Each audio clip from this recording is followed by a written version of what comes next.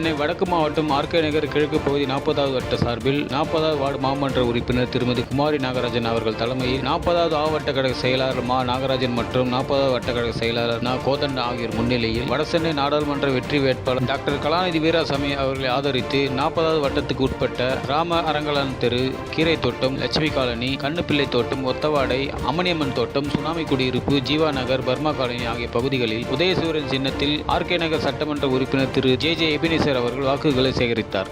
உடன் பகுதி கழக செயலாளர் ரா லட்சுமணன், பகுதி நிர்வாகிகள் N Anifa, R T Raja, K Balu, K P Satheeshkumar மற்றும் 40 வட்டக்கழக பொருளாளர்கள் எஸ் புத்தன், வேசு சத்யநாராயண் மற்றும் வட்டக்கழக நிர்வாகிகள், மாவட்ட பிரதிநிதிகள், அணிகளின் நிர்வாகிகள், பாக முகவர்கள் மற்றும் கழக தோழர்கள், தோழிகள் அனைவரும் கலந்து கொண்டனர்.